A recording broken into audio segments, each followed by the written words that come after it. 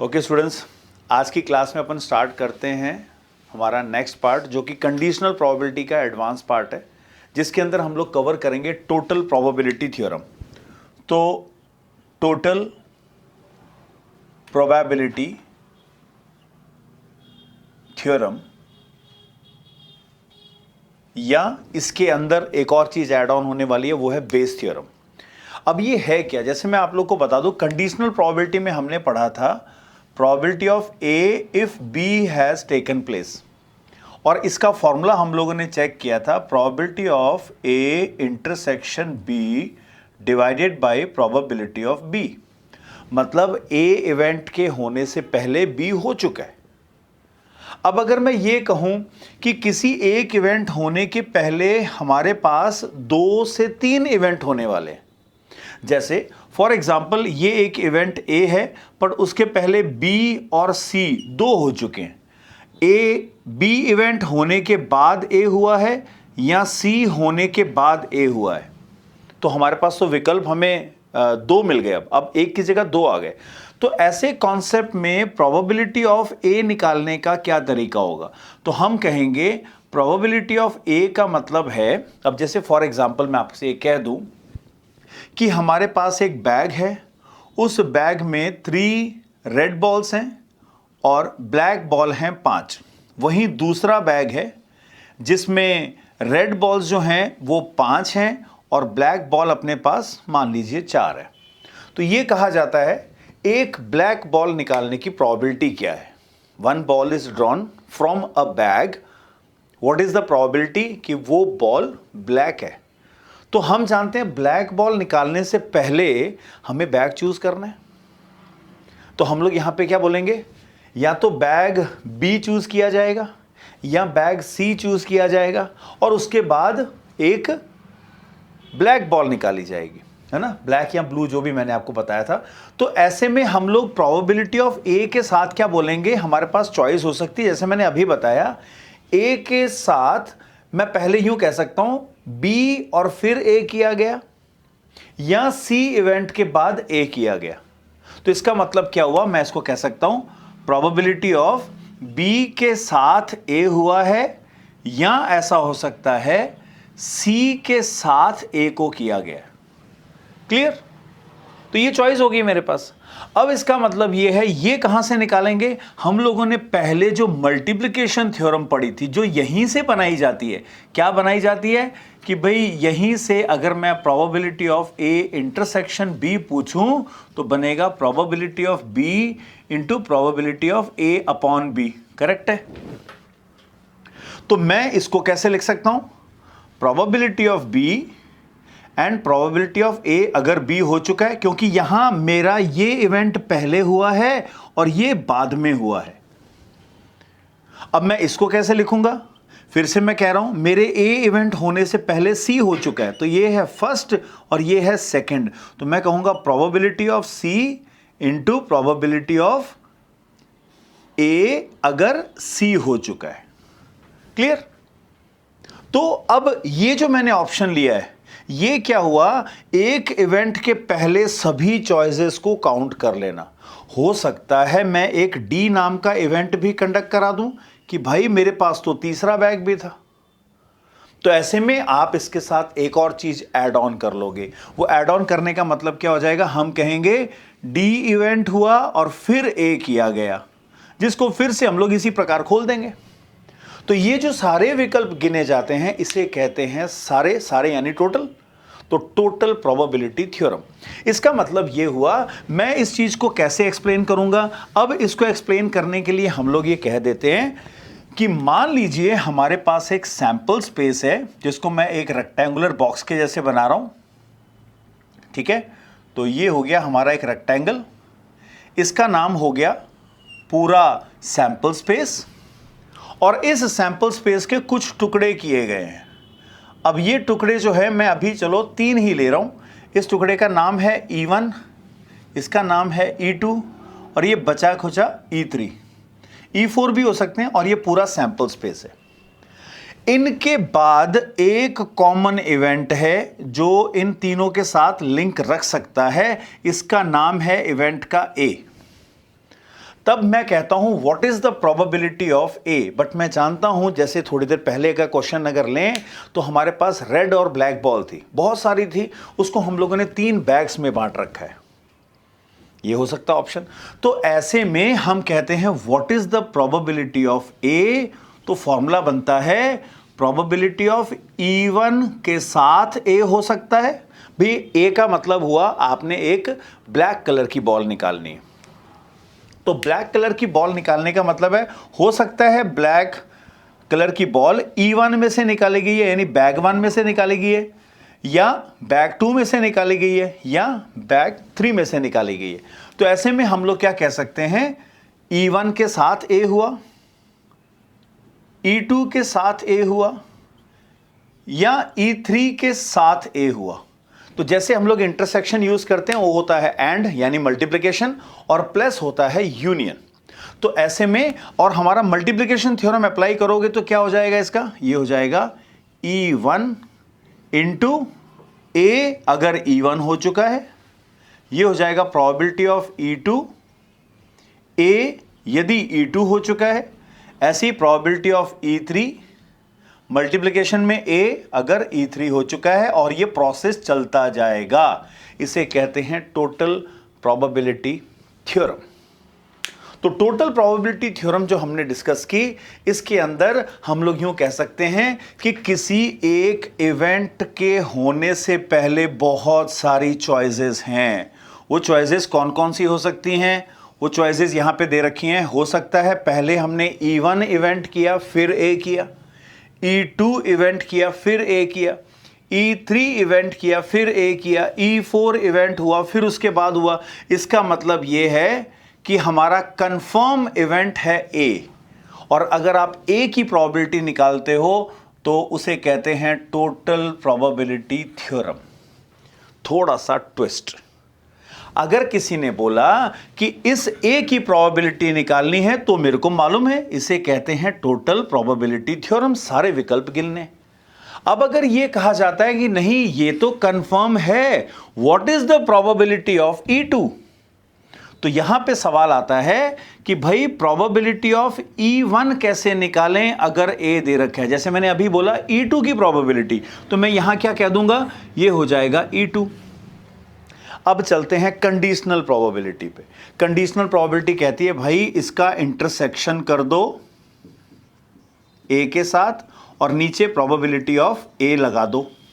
Conditional probability है, ज्यादा कुछ चेंज नहीं किया। ये कहां पढ़ा था, this is by conditional probability. अब कंडीशनल प्रोबेबिलिटी मैं अप्लाई कर देता हूं। अच्छा, इसे कैसे खोलते हैं, इसे खोलते हैं हम लोग E2 ए अपॉन E2, और डिवाइड में E1 कहां से लाओगे, E1 लाओगे अपनी स्टेटमेंट नंबर 1 से। इसके पास ए सॉल्व कर रखा है ना, तो ये जो हम लोगों ने प्रोबेबिलिटी ऑफ ए है वो यहां पे रख देना है। ये क्या बन गया, probability of E1 A upon E1, फिर probability of E2 A upon E2, फिर probability of E3 and A upon E3 and करते जाओ। अब आप यहां पे हम लोगों ने ये कंडीशनल प्रोबेबिलिटी से एक नई चीज बना ली। हिंट के तौर पे, ये अगर कंफर्म इवेंट है तो कंफर्म इवेंट की प्रोबेबिलिटी निकालने के लिए टोटल प्रोबेबिलिटी लगती है, और ये सब ऑप्शन थे।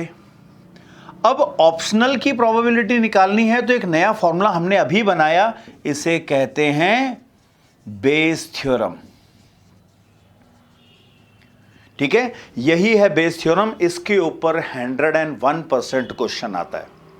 तो अभी हम लोग जैसे ये थ्योरम पढ़ ली है, तो इस थ्योरम के बेसिस के ऊपर हम एक क्वेश्चन लेते हैं।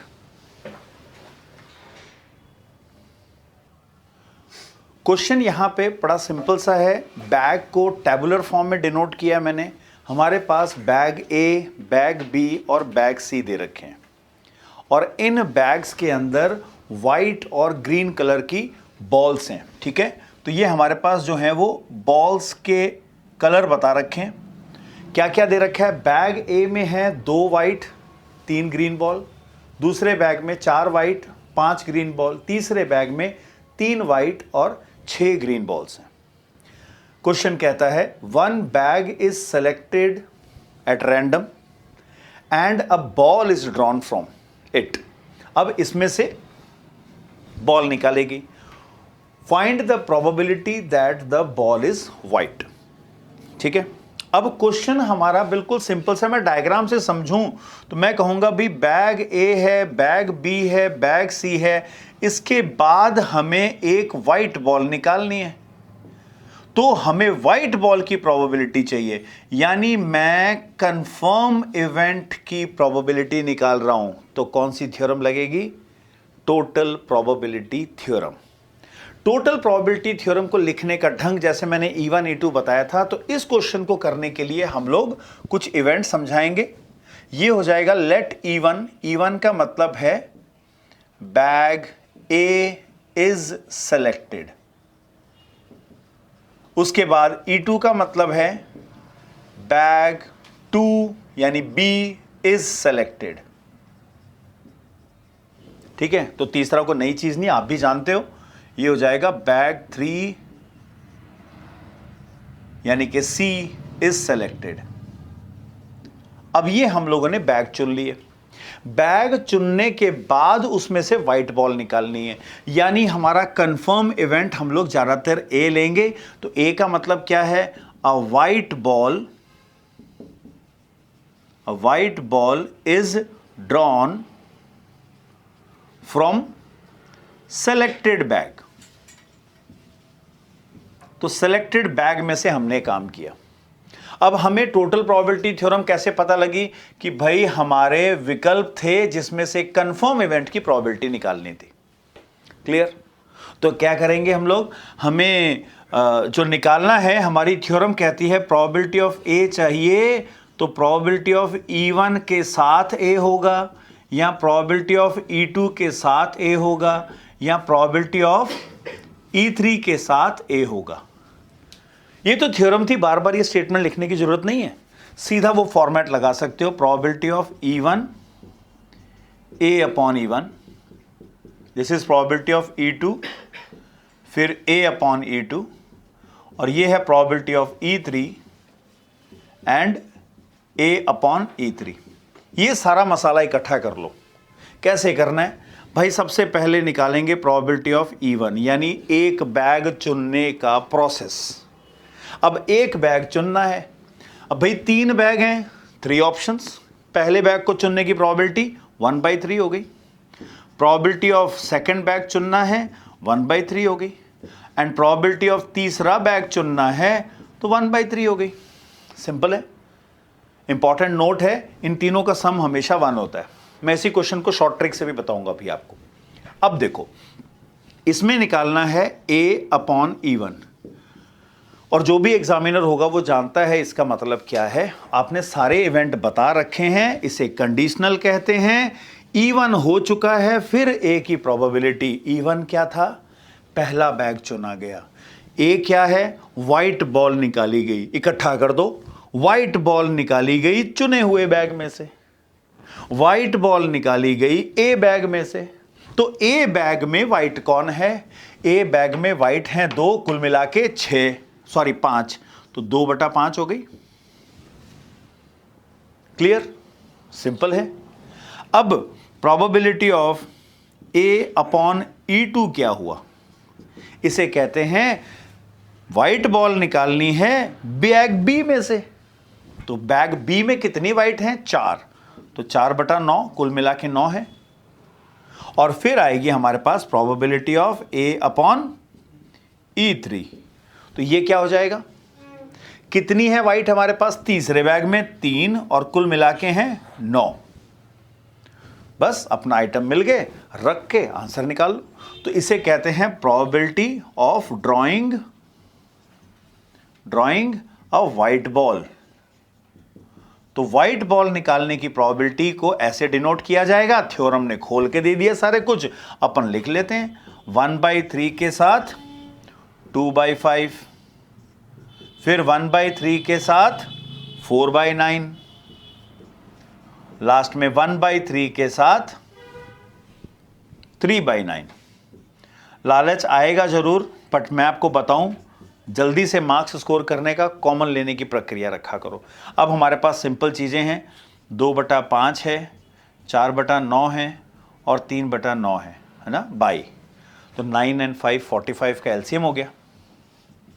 45 का एलसीएम लिया, ये हो जाएगा 9 2 = 18, ये हो गया 5 = 20, ये हो गया 5 = 15 इंटू 1/3।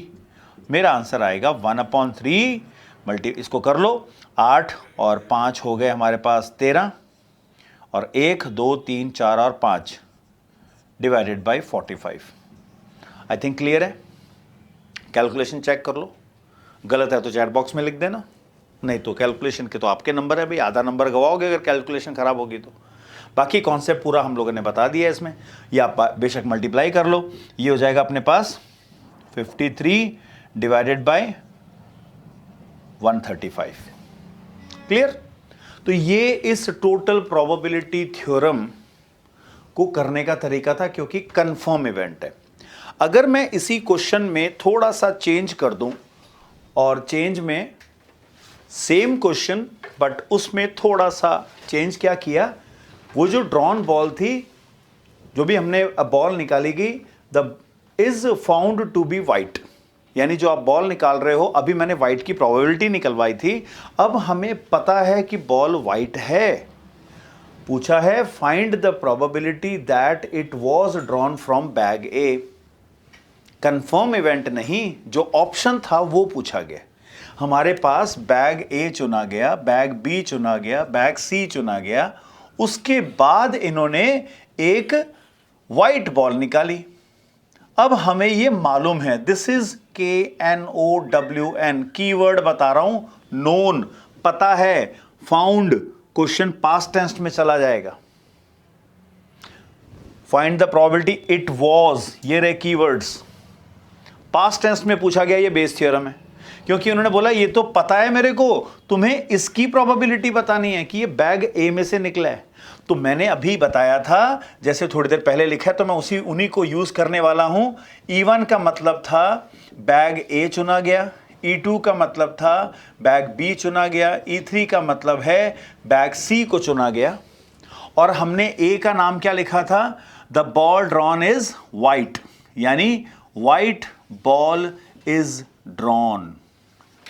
अब मेरे से पूछा जा रहा है व्हाट इज द प्रोबेबिलिटी कि वो बैग ए में से चुनी गई है, अगर हमें मालूम है कि वो बॉल वाइट है। Bayes theorem.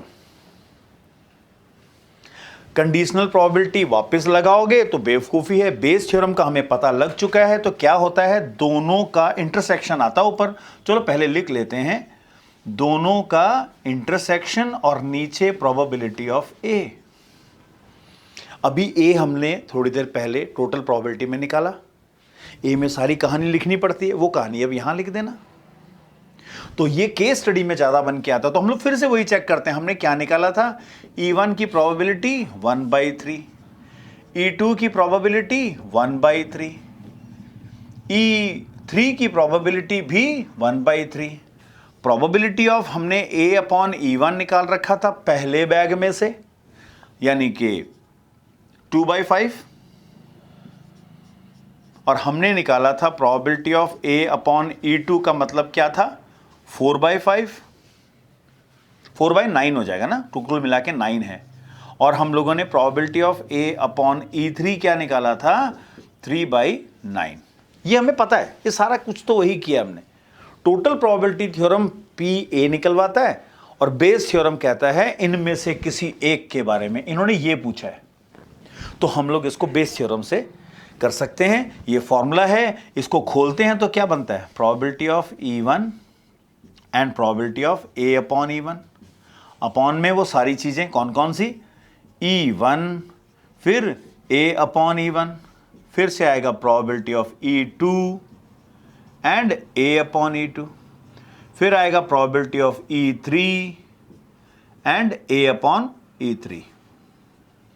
क्लियर। हो सकता है फ्रेम से बाहर जा रहा है, कोई दिक्कत नहीं है, पर हमें मालूम है।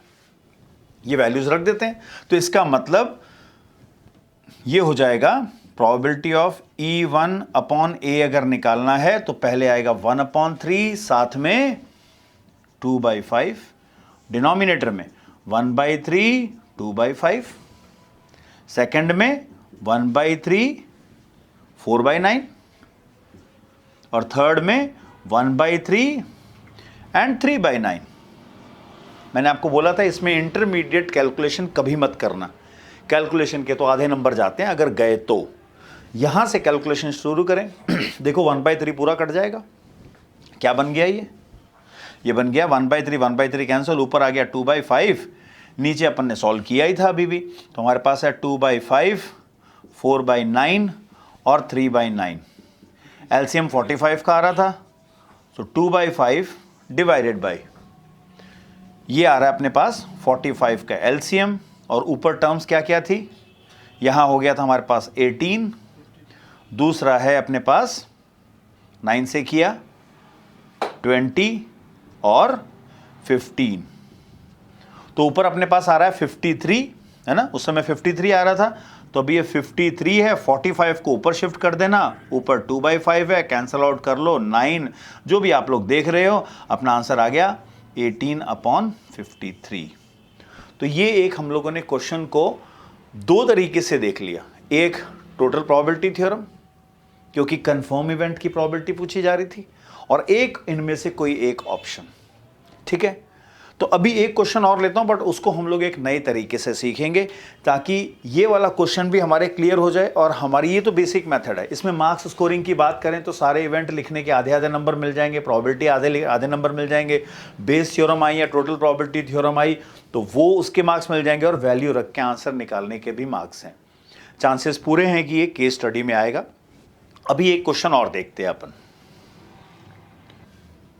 चलो एक काम करते हैं, हम लोग सेम क्वेश्चन एक नए मेथड से करते हैं, ठीक है। ये नया मेथड आप लोगों को केस स्टडी के जो अलग अलग पार्ट आते हैं ना, उसको आंसर देने में हेल्प करेगा। तो सबसे पहले हमारे पास था बैग चुनना, ठीक है। तो मैं यहां पे अपने पास इसको सिंपल कॉन्सेप्ट कहते हैं 1 का डिवीजन करना। 1 को 3 भागों में बांटा गया क्योंकि हम लोगों ने बैग चुना है, तो इसमें हौच पौच होने के चांसेस, ऐसे कई बच्चे कहते हैं हौच पौच हो जाता है, बट मेरे को नहीं लगता कुछ हौच पौच होने की दिक्कत है इसमें। यहां देखो बड़ा सिंपल तरीका है। ये पहला मैंने जो इवेंट बताया था E1 था, दूसरा इवेंट था E2, तीसरा इवेंट है E3। ये सब डिविजन हम लोग जानते हैं। अब क्योंकि हमारे पास बैग हैं, 3 बैग को चुनने के ऑप्शंस क्या होते हैं, 1/3 1/3 बराबर 1 के 3 भाग कर दिए, 1/3 1/3 और 1/3। समझ में आया कुछ? क्लियर? अब हम लोगों ने ए नाम किसको दिया था, व्हाइट बॉल निकालनी है। अब चलो भाई आगे बढ़ते हैं, इधर भी सब डिवीजन करेंगे हम। तो यहां पे भी 1 का डिवीजन करना है, पर 2 पार्ट थे, ए यानी कि व्हाइट बॉल और ए डैश यानी व्हाइट नहीं निकाली। अगर व्हाइट निकालनी है क्या प्रोबेबिलिटी बनती है, 2 व्हाइट हैं, कुल मिला के 5 हैं, तो भाई 2/5 यहां कर दिया, जो बच गया 3/5 यहां कर दो। तो बेटा इन दोनों को जोड़ के देखो क्या बनता है, इसको और इसको जोड़ने से क्या बनता है 1, तो 1 के पार्टीशन कर दिए मैंने।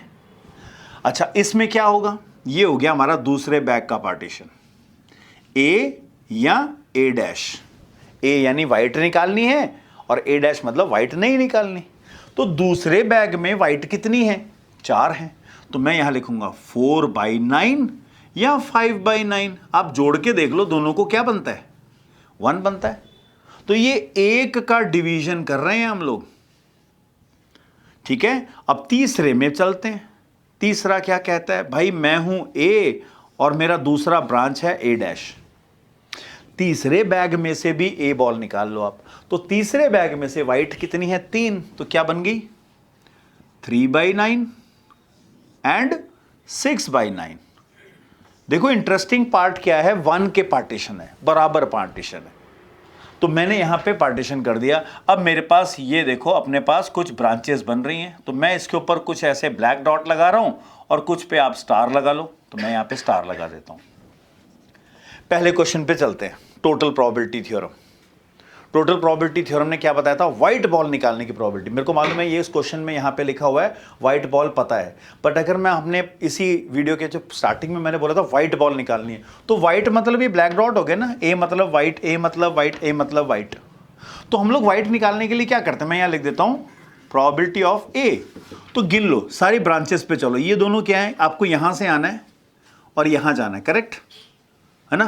क्या बन गया, 1/3 को 2/5 से मल्टीप्लाई कर दो, क्योंकि लगातार जा रहे हो।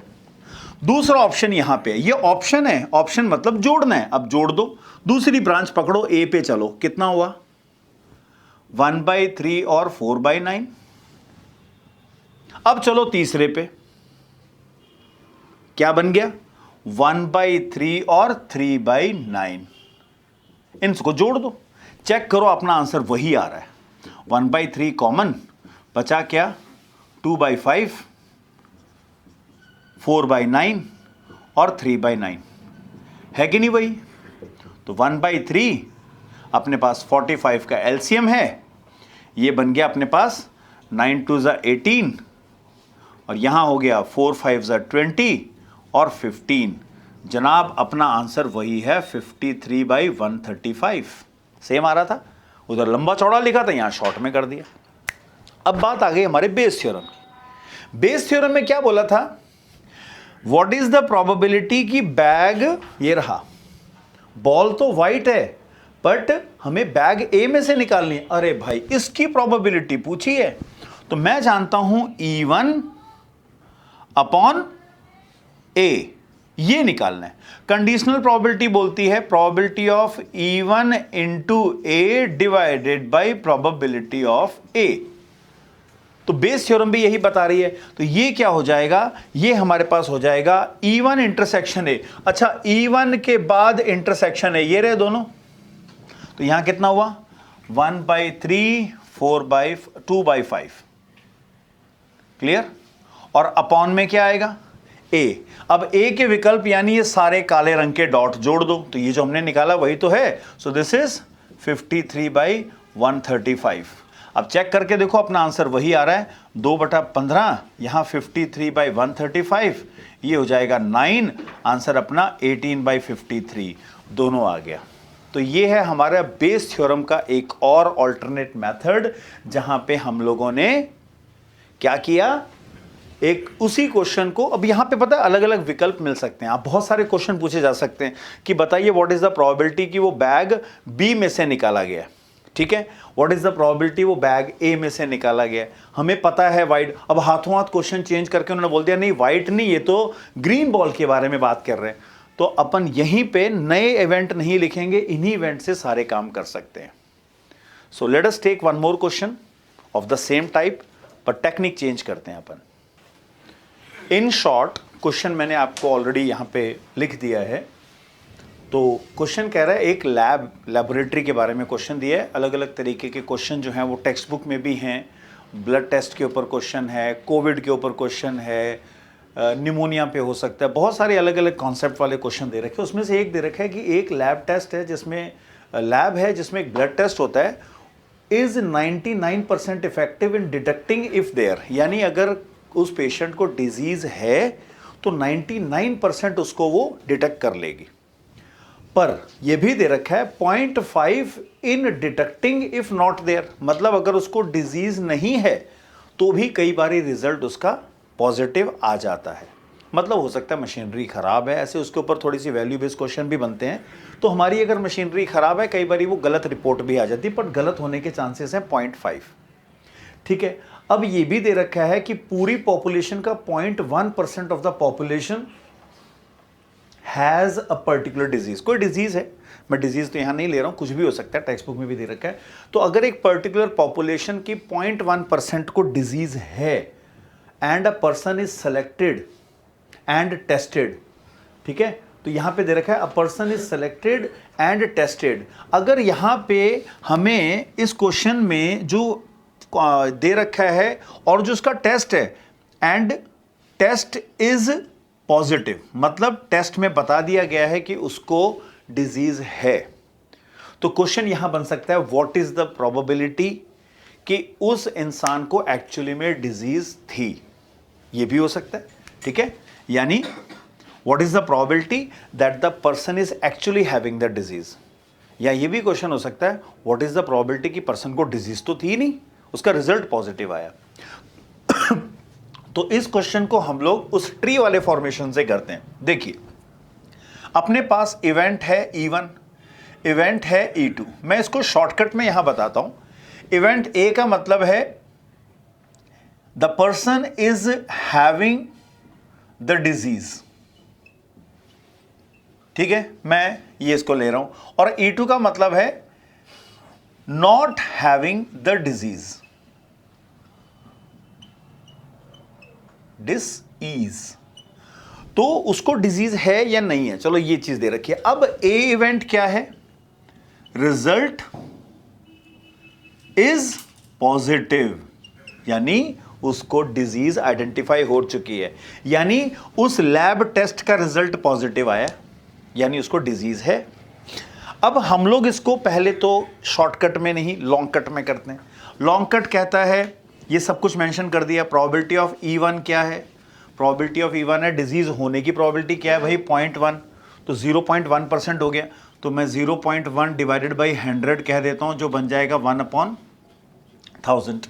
अच्छा, what is probability of E2, disease नहीं होने की प्रोबेबिलिटी क्या, 99.9, इसके बचा हुआ तो 99.9%, क्योंकि 0.1 का उल्टा हो जाएगा, 99.9% को डिजीज नहीं है, तो डिवाइड बाई 100, तो ये हो जाएगा 999 डिवाइडेड बाई 1000। इसमें मैं इस क्वेश्चन में कैलकुलेशन नहीं करूंगा, कैलकुलेशन तुम लोगों ने करना है अपने साथ बैठे, खाली वीडियो देखने की जरूरत नहीं है, कॉपी पेन लेके बैठो और वहीं पे सॉल्व करो, इसका कैलकुलेशन मैं नहीं करूंगा। अब ये क्या हुआ, प्रोबेबिलिटी ऑफ A/E1 का मतलब क्या है, डिजीज आइडेंटिफाई हो चुकी है और उसको डिजीज थी। अगर डिजीज टेस्ट पॉजिटिव आया है, डिजीज थी, तो ये बता रखा है यहां पे, अगर है तो डिटेक्ट कर लेता है 99%, यानी कि 99%। अच्छा, व्हाट इज A/E2, A/E2 का मतलब क्या हुआ, टेस्ट पॉजिटिव है, डिजीज नहीं थी उसको, तो ये गड़बड़ वाला केस है, तो डिटेक्ट कर लिया पर डिजीज तो नहीं है उसको, तो ये है 0.5%। इसको आप सॉल्व करोगे तो 5/1000 करना, ठीक है, ये भी आप चेंज कर ही लो, अपॉन 1000 कर लेना, इससे कैलकुलेशन आसान हो जाती है। अब हमें पूछना क्या है, इन्होंने पूछा व्हाट इज द प्रोबेबिलिटी कि उस बंदे को डिजीज थी यानी कि E1, तो हमें निकालना है probability of E1 upon A, Bayes theorem. हो सकता है आपको टोटल प्रोबेबिलिटी थ्योरम कहते हैं। तो ये तरीका अपन यहां जानते हैं, जो बन जाएगा प्रोबेबिलिटी ऑफ E1 फिर probability of A/E1 divided by probability of E1 and A/E1 फिर probability of E2 and A/E2, ठीक है। इसको आप चेक करोगे, इसके अंदर वैल्यू रखो, ये सारी की सारी वैल्यूज रख देना, आपको आंसर मिल जाएगा। इसका जस्ट ऑल्टरनेटिव मजेदार है, क्योंकि यहां मैं एक पर्टिकुलर क्वेश्चन का आंसर दे सकता हूं, अगर एक केस स्टडी में आता है तो इस क्वेश्चन को अपन चेंज कर देंगे। कैसे, इस क्वेश्चन को मैं ट्री फॉर्मेशन से ले लेता हूं। अब ट्री मतलब एक कॉन्सेप्ट बनाया है, एक के पार्टीशन। तो हमारा पहला पार्टीशन क्या है, डिजीज है, डिजीज नहीं है। डिजीज होने के चांसेस क्या है, पॉपुलेशन का 0.1%, तो 0.1/100 हो गया, यानी मैं कर रहा हूं 1/1000। तो भाई 1/1000 का दूसरा पार्ट क्या होता है, 999/1000, है ना। आपको अगर यहां डाउट हो तो भाई इसको आप लोग एज इट इज डिवाइड कर लेना, मिलके 1 होना चाहिए इसको। अब डिजीज है और टेस्ट किया गया, तो इसको लिख देते हैं A या A'। भाई टेस्ट किया, पॉजिटिव है, डिजीज थी, दे रखा है 99%, तो दिस इज 99/100, ठीक है। अच्छा, टेस्ट नहीं आया, ठीक है, उसका उल्टा कर दो, क्या हुआ 1/100, टेस्ट फेल निकला। यहां पे फिर से चलते हैं, ये ऑप्शन क्या है, ए, टेस्ट पॉजिटिव है, बंदे को डिजीज नहीं थी पर उसका टेस्ट पॉजिटिव आया, दे रखा है 0.5, तो 0.5/100, इसको सॉल्व कर लेना, इसका डेसिमल हटा देना, कितना हो जाएगा 5/1000। तो डिजीज नहीं मिलेगी उसके तो बहुत बढ़िया चांसेस हैं, इसमें से माइनस कर देना, कितना हुआ 995/1000। इसमें कई चीजें ऐसी भी आ जाएंगी जो पूछी नहीं गई, बट ये हमारी केस स्टडी में हेल्प करेगा। तो ये हो गए हमारे पास, अगर क्या लिखूं इसको कि बंदे की रिपोर्ट पॉजिटिव आई है, या ये हैशटैग हो सकता है। अब केस स्टडी के अंदर मैं विकल्प नहीं कह रहा हूं, वो तो क्वेश्चन करने पे डिपेंड करता है। बट आप ये देखो, अगर ये सेम क्वेश्चन करना हो तो मैं यहां पे इतना बड़ा फॉर्मूला नहीं लिखूंगा, मैं तो सिंपल कह दूंगा कि भी कंडीशनल प्रोबेबिलिटी कहती है दोनों का इंटरसेक्शन और सारे ए गिन लो। तो इंटरसेक्शन मतलब है दोनों को एक साथ, तो E1 से होते हुए ए पे जाओ। क्या क्या लिखना है, मेरे को लिखना है 1/1000 एंड 99/100। नीचे सारे ए गिनने हैं, सारे ए मतलब ये स्टार वाले गिन लो, स्टार वाली रस्सियों पे आ जाओ। ये लाइन यहां से यहां, ये दोनों इकट्ठे हो गए 1/1000 एंड 99/100 प्लस दूसरा कितना हुआ, तो ये हो जाएगा 999/1000 एंड 5/1000। ठीक है, सारे 1000 करना चाहते हो कर लो, तो ये मैं यहां एक एक जीरो बढ़ा देता हूं। अब कैलकुलेशन इजी हो जाएगी, कैलकुलेशन बड़ी मस्त है। 990/990 प्लस 5 टाइम्स कर देना है इसको, और आपका आंसर आ जाएगा। ध्यान ये रखना है कि आपको ये क्वेश्चन जो है वो ट्री फॉर्मेशन से कर रहे हो, एंड तक ये मेथड बहुत इजी होता है, कैलकुलेशन कम है, बट इस ट्री को आपको बहुत अच्छे से प्रेजेंट करना होगा। ठीक है, तो इस क्लास के अंदर हम लोगों ने कंडीशनल प्रोबेबिलिटी का अगला बेस थ्योरम और टोटल प्रोबेबिलिटी थ्योरम दे रही है। आप एक काम करो, इसको शेयर करो मैक्सिमम बच्चों के साथ, ताकि वो सब इस टॉपिक के अंदर अच्छे से अच्छे मार्क्स स्कोर कर सके। नेक्स्ट क्लास में हम लोग प्रोबेबिलिटी डिस्ट्रीब्यूशन करेंगे।